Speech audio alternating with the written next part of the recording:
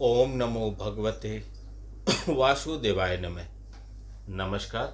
मैं ज्योतिषाचार्य वरुण प्रकाश ज्योतिष के आज के इस विशेष कार्यक्रम में आपका स्वागत करता हूँ। हमारी पिछले भविष्यवाणियों को आपने देखा होगा। 2026 में कैसी घटनाएं घटेंगी इसके बारे में मैंने विस्तार पूर्वक बताया। युद्ध जो चलेगी इसके बारे में भी प्रिडिक्शन मैंने पहले कर दिया था। और जो घटनाएं घट रही हैं देश और विदेशों में इसके बारे में भी मैंने प्रिडिक्शन पहले ही कर दिया था। कुछ दिन पहले अभी इंडिया का T20 वर्ल्ड कप चल रहा था। उसके हर मैच पे जिस मैच पे इंडिया क्रिकेट टीम खेल रही थी उन सभी मैचों का मैंने प्रिडिक्शन किया था। और आप लोगों का बहुत हमको सराहना भी मिला और बहुत अच्छा रहा कि सारी भविष्यवाणियाँ ज्योतिष पे आधारित थी और सब सही गई। वैदिक ज्योतिष पे आधारित इसी क्रम में अब 5 राज्यों का चुनाव की तारीख का डिक्लेरेशन हो गया। पश्चिम बंगाल, पांडिचेरी, असम, तमिलनाडु और केरलम। केरल का नाम बदल केरलम हो गया। तो इन पांचों राज्यों में कैसा रहेगा इस आने वाले 5 वीडियो में मैं बताऊंगा आपको। सबसे पहले आज के इस वीडियो में पश्चिम बंगाल के बारे में चर्चा करूंगा कि कैसा रहेगा। कुछ राजनीतिक पार्टियां इस प्रयास में है कि वहाँ सरकार बदल जाए, वहाँ की सरकार इस प्रयास में रहे कि वह फिर से एक बार और अपना सत्ता परिवर्तन करें, अपनी सत्ता में आए।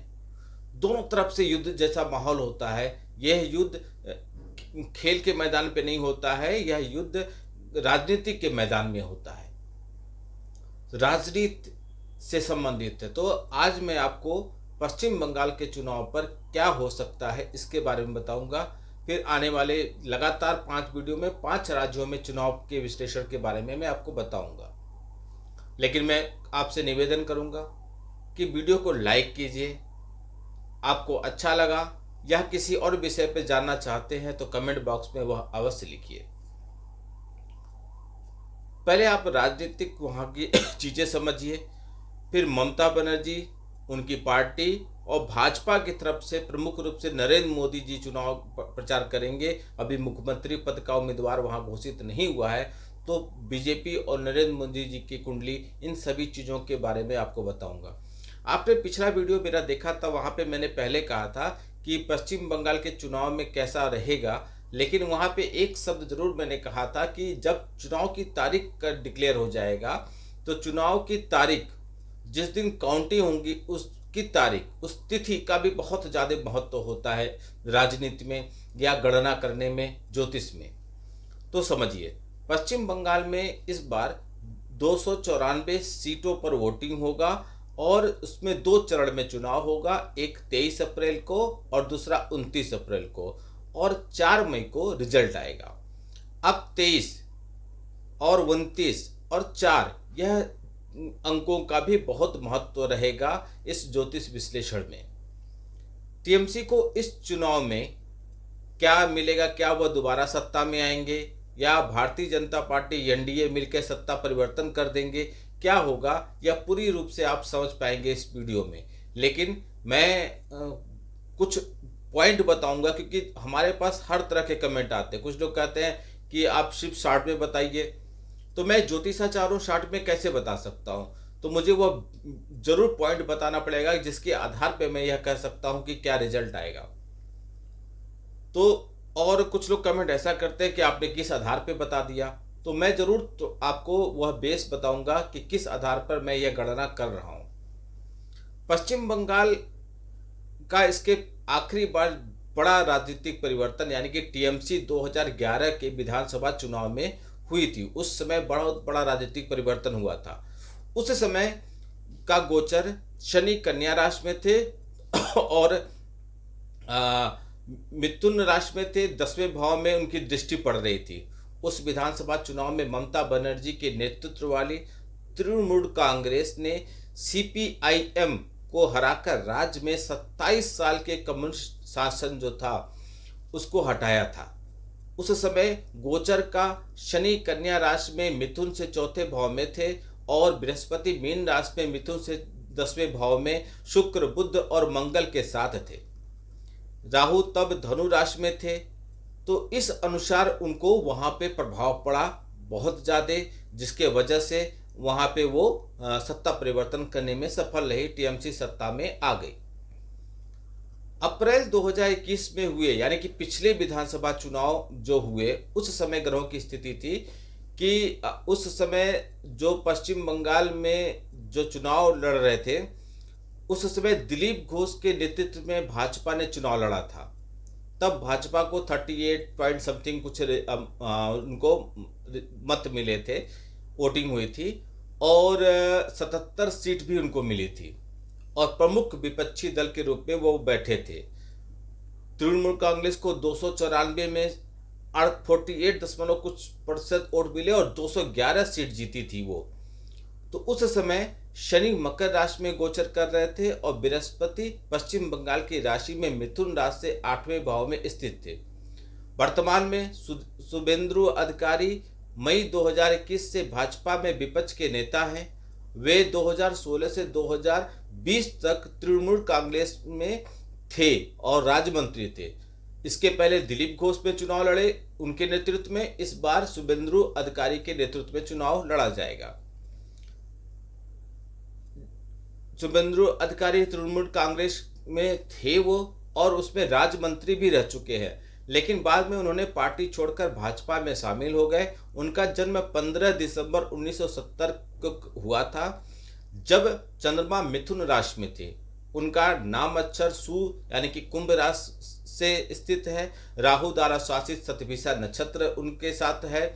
जन्म कुंडली में मिथुन राशि में स्थित चंद्रमा और नाम अक्षर कुंभ राशि दोनों से गोचर शनि अनुकूल स्थिति में उनके लिए बने हुए हैं। ममता बनर्जी जी की बात करें तो उन्होंने खुद अपनी आत्मकथा, एक किताब उन्होंने लिखी थी, आत्मकथा माई अनफॉरगेटेड मेमोरीज, ये किताब थी उनकी।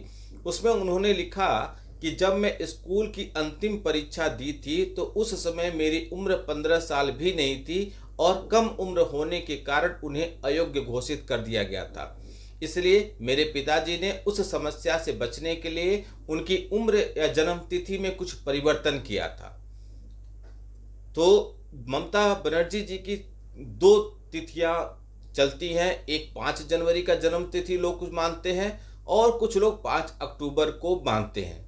वैसे ममता बनर्जी जी ने खुद कहा है कि उनकी मां ने उन्हें जो कुंडली दी है उसमें 5 अक्टूबर की तिथि लिखी है, और यह भी बताती है कि हर साल अष्टमी के दिन उनकी बर्थडे भी मनाती हैं। उनकी माता उनको खीर भी खिलाया करती थी।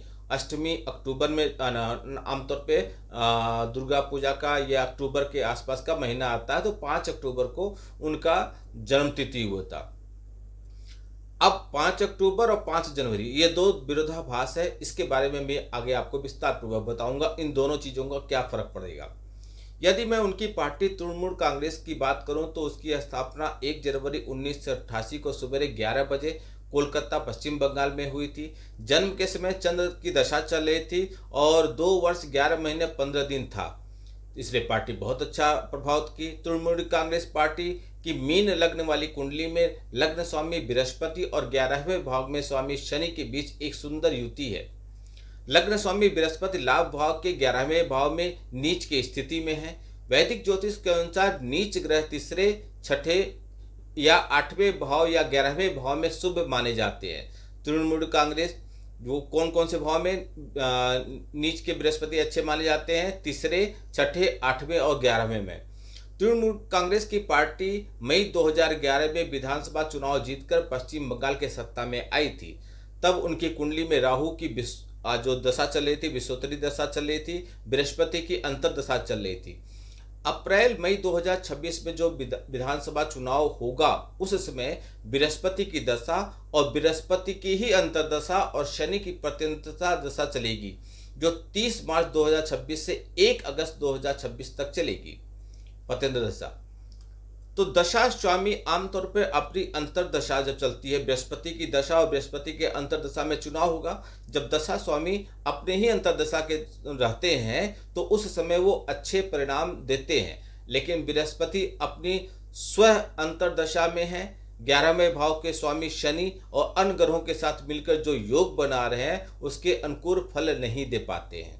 लग्न स्वामी और 11वें भाव के स्वामी के बीच परिवर्तन का भाव होता है। अब इतना डिटेल में आप अगर आपको बताएं तो आप कह सकते हैं कि बृहस्पति के दशा, बृहस्पति की अंतर्दशा और शनि की प्रत्यंतदशा दशा में तृणमूल कांग्रेस पार्टी किसी भी तरह से सत्ता को बरकरार रख सकती है, ये टीएमसी पार्टी की कुंडली कह रही है।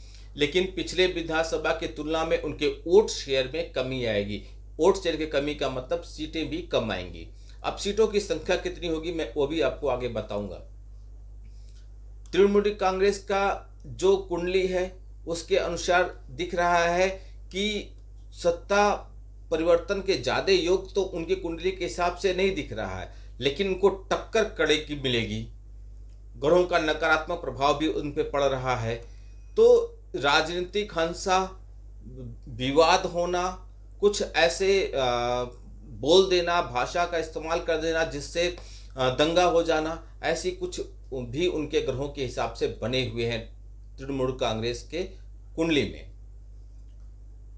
अब उनके विपक्ष में लड़ रहे हैं प्रधानमंत्री नरेंद्र मोदी जी। मोदी जी प्रमुख नेता के रूप में हैं क्योंकि वहां पे कोई अभी मुख्यमंत्री पद का उम्मीदवार डिक्लेयर नहीं हुआ है। तो मोदी जी की कुंडली अगर मैं कहूं तो इस समय सबसे ज्यादा उनकी कुंडली को देखा जाए तो मोदी जी के अनुकूल ग्रहों में स्थित भाजपा के नेतृत्व वाले गठबंधन को जो उनके अनुकूल ग्रह स्थिति है वो भाजपा को बहुत मजबूत कर रहे हैं। मंगल की महादशा, बुध की अंतर्दशा चल रही है। 13 अप्रैल 2025 से 10 अप्रैल 2026 तक यह रहेगा। उस दौरान बुध का प्रभाव सफलता, बेहतर संचार, रणनीति, योजना, अनुकूल परिणाम लाएंगे। चाहे बुध के प्रभाव राजनीतिक, सार्वजनिक संचार, नेतृत्व संबंधी निर्णय के लिए अच्छा है, मोदी जी की कुंडली में बुध अपने ही राशि कन्या के 11वें भाव में मजबूत की स्थिति में बैठे हैं। वैदिक ज्योतिष के परंपरा सिद्धांतों के अनुसार यह स्थिति बुध के सकारात्मक प्रभाव को मजबूत करती है, जिससे लाभ उनको अच्छा मिलेगा, नेटवर्क उनका अच्छा रहेगा, जनता का समर्थन मिलेगा। इसके बाद मंगल महादशा प्लस केतु की अंतर्दशा का नया चरण 10 अप्रैल से उनके ऊपर चालू होगा, जो 7 दिसंबर तक ये चलता रहेगा। मोदी जी की कुंडली में केतु भी मजबूत और अनुकूल स्थिति में है, तो यह इस चरण के दौरान निरंतर सकारात्मक गति केतु देते रहेंगे, अच्छा रणनीतिकार बनाएंगे। यह सब स्थिति मोदी जी के कुंडली में लाभ की स्थिति बन रही है। इसमें भाजपा को जो भी राज्यों में चुनाव होंगे वहां पर लाभ की स्थिति मोदी जी के नेतृत्व में बनी रहेगी। अब कुछ मिला के निष्कर्ष पे निकले तो 5 जनवरी 1955 के हिसाब से अगर ममता जी की कुंडली और टीएमसी की कुंडली का अध्ययन करें, दोनों का जोड़ के, और विपक्ष में नरेंद्र मोदी जी की कुंडली का अध्ययन करें, तो उनकी पार्टी और ममता बनर्जी जी की खुद की कुंडली और विपक्ष में नरेंद्र मोदी जी की कुंडली 5 जनवरी 1955 के हिसाब से देखें तो ममता बनर्जी जी सत्ता में नहीं आएंगी। मैं सीधे शब्दों में कह रहा हूं, नहीं आएंगी। ग्रहों के ऐसे दशा बन रहे हैं, ग्रहों की ऐसी स्थिति बन रही है। अब इसमें मेरा ऐसा नहीं है कि मैं टीएमसी के खिलाफ हूं, मैं कोई राजनीतिक पार्टी का व्यक्ति नहीं हूं। मेरा उद्देश्य है जो ग्रहों की स्थिति बन रही है, जो ग्रहों नक्षत्रों के हिसाब से गणना बढ़ रही है, उसके बारे में आपको बताया जाए। लेकिन यदि 5 अक्टूबर के हिसाब से उनकी कुंडली देखा जाए तो सत्ता में दोबारा आ सकती है। अब कौन सी कुंडली उनकी सही है, क्योंकि कई विरोधाभास है। बहुत लोग कहते हैं कि उनकी जन्म तिथि सही नहीं है, तो मैं दोनों हिसाब से अध्ययन किया, बहुत बारीक से अध्ययन किया, बहुत लंबे समय तक अध्ययन किया। चुनाव की तारीख का डिक्लेरेशन होते हुए 3-4 दिन हो गए। मैं तब से लेकर अभी तक अध्ययन कर रहा था और मैंने एक ठोस निष्कर्ष पर पहुंचने से पहले मैं आपके ऊपर बताया कि अब आप बताइए मुझे कि उनकी असली कुंडली क्या है, 5 जनवरी 1955 का है या 5 अक्टूबर का उनका जन्म तिथि है। अगर 1955 के हिसाब 5 जनवरी 1955 के हिसाब से है तो उनकी ग्रहों की स्थिति, दशाएं अच्छी नहीं चल रही हैं। लेकिन यदि 5 अक्टूबर के हिसाब से है तो वह दोबारा सत्ता में आ सकती हैं। लेकिन सीटों की संख्या निश्चित तौर पे कम होगी। यदि वह सत्ता में नहीं आती हैं, 5 जनवरी 1955 के हिसाब से नहीं आती हैं, तो इनको 110 से 130 सीटों मिलने की संभावना रहेगी। यदि सत्ता में आ गई तो 190 से लेकर और 100 मतलब 145 से लेकर 190 तक की सीट आ सकती है। अब यह थी उनकी जन्म तिथि जो विरोधाभास है, दोनों के हिसाब से अध्ययन किया मैंने, दोनों के हिसाब से किया। अन्य राज्यों में क्या रहेगा वह मैं आपको जरूर बताऊंगा। शुभेंदु अधिकारी के नेतृत्व में चुनाव होगा, शुभेंदु अधिकारी अच्छा प्रदर्शन करेंगे, पार्टी को और मजबूत करेंगे। अब असली जन्म तिथि के हिसाब से असली रिजल्ट का प्रतीक्षा कीजिए, देखिए ईश्वर क्या करना चाहते हैं उनकी असली जन्म तिथि के हिसाब से। विरोधाभास है, मैं भी सही नहीं कह पा रहा हूं कि असली में है कौन सा, तो मैं भी एकदम सटीक डिसीजन नहीं दे पा रहा हूं कि सत्ता में आएंगी ही कि नहीं आएंगी। अब यह वक्त बता देगा आपको। दोनों विरोधाभास है, सभी लोग जानते हैं, वहां के लोग भी जानते हैं कि उनकी जन्मतिथि 5 जनवरी 1955 नहीं है। बहुत लोग ये भी कहते हैं, बहुत लोग कहते हैं यही है। अब रिजल्ट का इंतजार करते हैं। कुंडली का निष्कर्ष मैंने बता दिया, ग्रहों की स्थिति मैंने बता दिया। उस हिसाब से जब रिजल्ट आएगा 4 मई को, तो क्या आएगा वह हम देखेंगे। आपका दिन शुभ हो, भगवान भोलेनाथ का आशीर्वाद आप पे बना रहे। नमस्कार, जय श्री राम।